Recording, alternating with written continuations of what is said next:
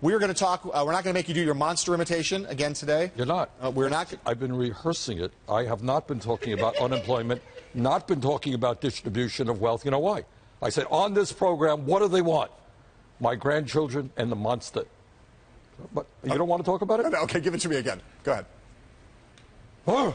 Okay, that was pretty good. Did I scare you? You scared the hell out of me, to tell you the truth. Now we're going to talk about the serious issues facing our country. We are. We're going to talk about a bunch of things in the news, and they're all going to be substantive and serious, and you're going to like it.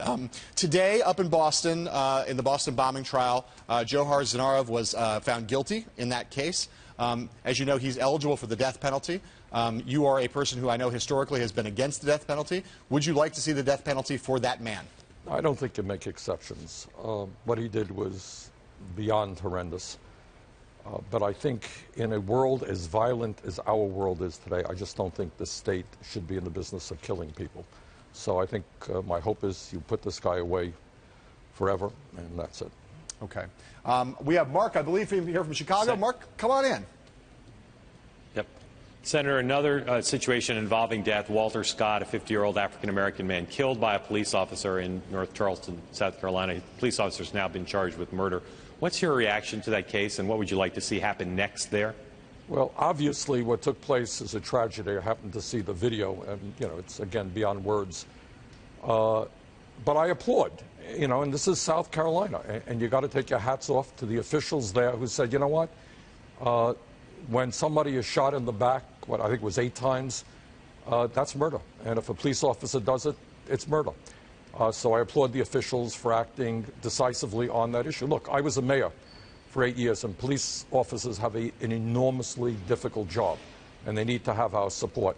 But I think we need to make it clear that when police officers act badly, and it appears that in this case, this officer acted very badly, that he should be indicted.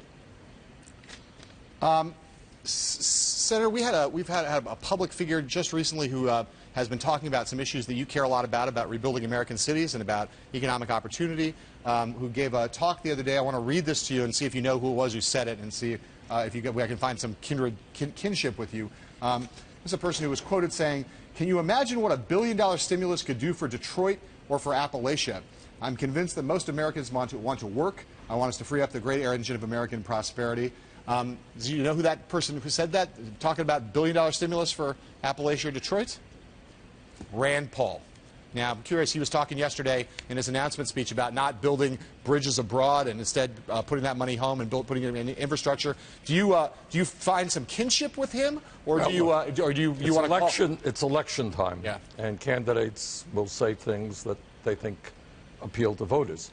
I introduced legislation recently which would put $1 trillion into rebuilding our crumbling infrastructure over 5 years, create and maintain some 13 million jobs.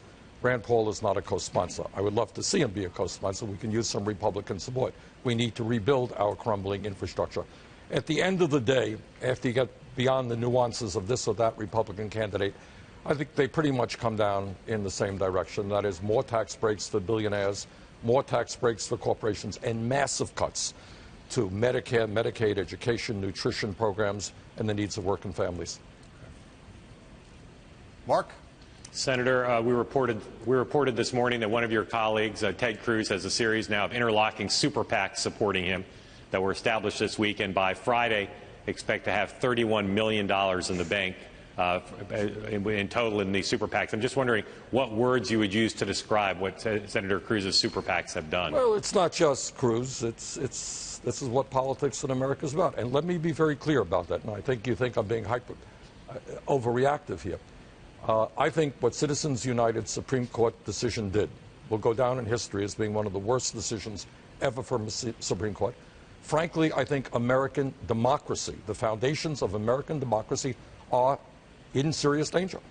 And what Citizens United has done is opened up the floodgates for billionaires to be able to spend as much money as they want to elect candidates. And frankly, and we saw this in Chicago just the other day with Rahm Emanuel's reelection, it remains to be seen whether candidates who represent working families can win elections when the billionaire class is prepared to spend unlimited sums of money. It is a very frightening situation. Citizens United has got to be overturned. we need to move to public funding of elections. Let me ask you quickly about Iran. This is a big thing that's now facing the country, maybe facing the Senate.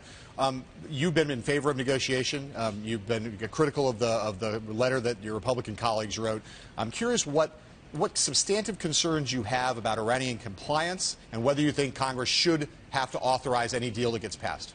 Of course I'm concerned. I mean, Iran has not been the most honest and honorable partner in terms of nuclear issues. They have, not been honest. But I think, in my view, the war in Iraq was probably the worst foreign policy blunder in modern American history. It destabilized the entire region. As everybody knows, we have been in 2 wars in Iraq and Afghanistan for over a decade. And I want to see us do everything that we can to, A, make sure that Iran does not get a nuclear weapon, but B, we've got to do it in a way that doesn't take us to the middle of the war. And I think the President and Secretary Kerry are doing a good job in that direction. Congress should have a vote, yes or no? No, I think on this one, the President has the legal right to negotiate an agreement. Okay. Having fun out there being a little bit of a candidate, yes or no? Yeah.